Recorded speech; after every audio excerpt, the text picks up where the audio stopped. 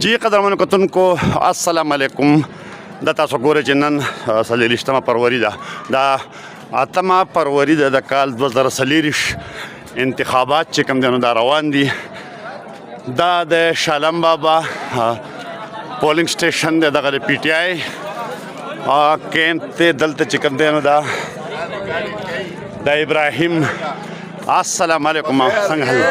خیر دی او طبیعت ښه دی دا چې کوم دی نو د عوامي نیشنل پارټۍ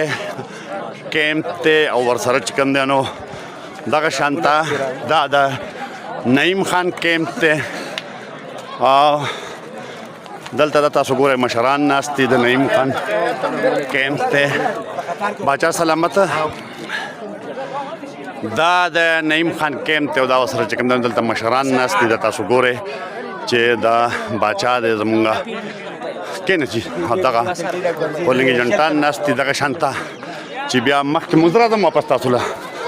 مخکې مونږه ځو نو دغه ورسره چې کوم دی نو دا جی واي کیمپ ورسره دلته دا د جماعت اسلامي کیمپ لګېدلی دی او دا خلک ولاړ دی دلته کې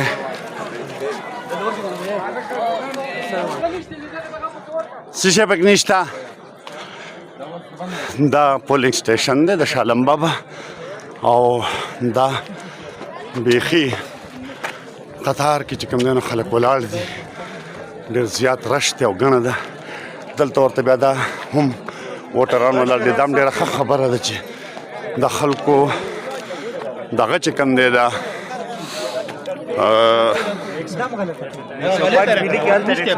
دم غلطه کوي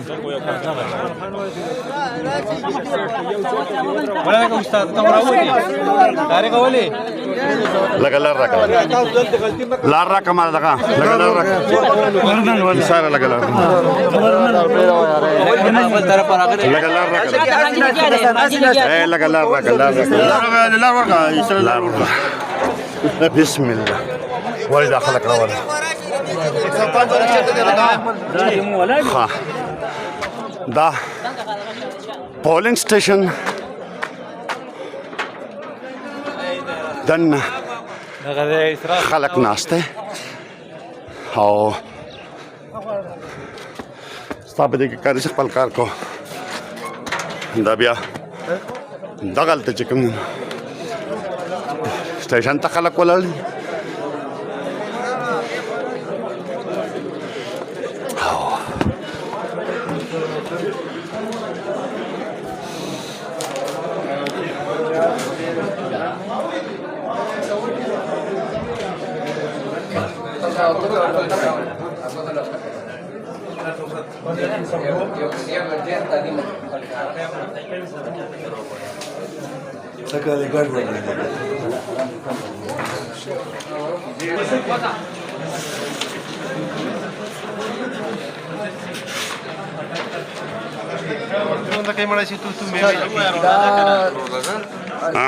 کیو کنه خو یو بل ته داخلي راځم تا کوم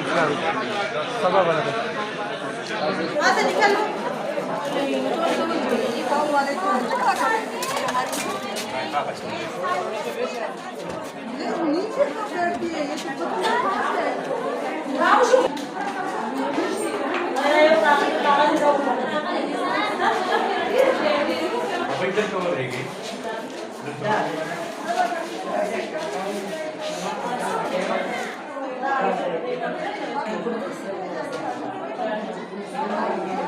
Kana?